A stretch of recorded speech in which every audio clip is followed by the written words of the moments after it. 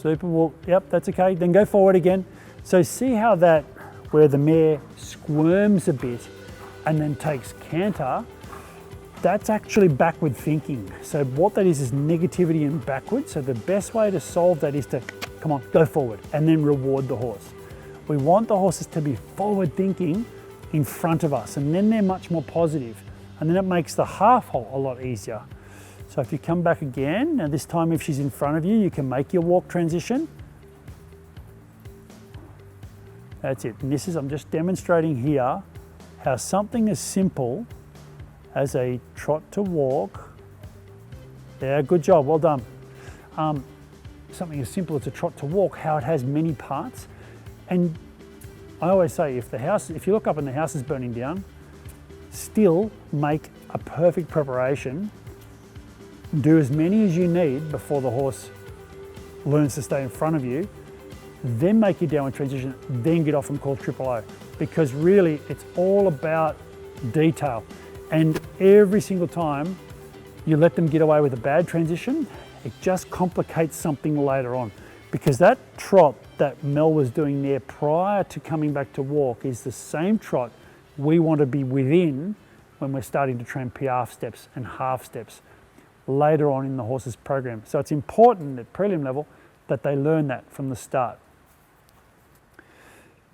So we just went through all of the aids and the half halt and the difference between half halt and downward transitions and the importance of preparations prior to downward transitions and the horse determining the difference between the half halts and the downward transition. Super, super important. Just now going to go through, because this is a baby horse, right? So we're just working on the control over pace, trot-canter now. So trot-canter, canter-trot, trot-canter, canter-trot. One of the most difficult transitions in the whole sport, might I add, to do properly. A lot of you that don't do dressage will go, hang on, I do trot-canters all the time.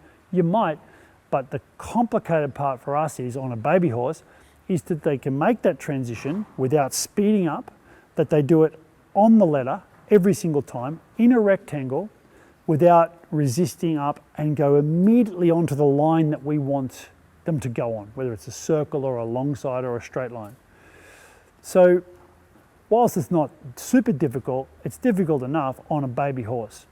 So it's important that the horse, first of all, is in front of our leg and in our rhythm in the trot.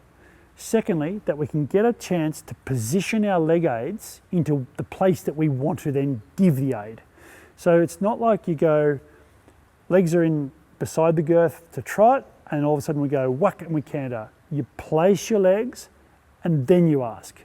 And it's important that the horse learns that the placement of our legs is not the actual transition.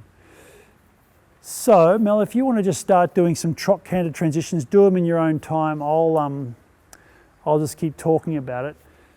The complicated part here is, and this is the complicated part with horse training in general, is we want to be giving instructions when the horse's feet can respond to the aid, right? So that's the difficult part, timing and feeling. Now trot is a diagonal pair 2-beat pace. Canter is a 3-beat pace. Outside hind, diagonal pair, inside front. So there's a specific moment in the trot step where if the horse responds to the canter aid, it's a really easy way in to the transition into the canter. Now we need to pick that.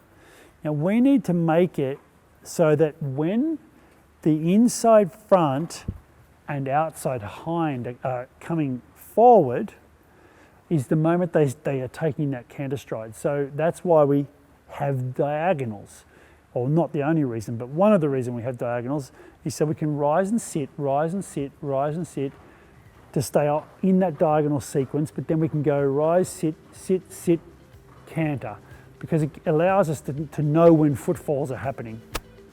So the whole thing is to be able to be rising, place your legs into position, and then ask the horse in the right moment to canter. And as you can see, Mel's just running through some trot-canter transitions. In the Grand Prix, might I add, the toughest level of all for dressage, there's a transition passage canter, which is exactly the same as a trot-canter transition. So that's how much the world of dressage values the trot-canter transition. It's actually in the Grand Prix. That's good. And then once we're in canter, it's about keeping shoulders square. It's about keeping hind legs pushing, jumping. It's about keeping hips behind the shoulders.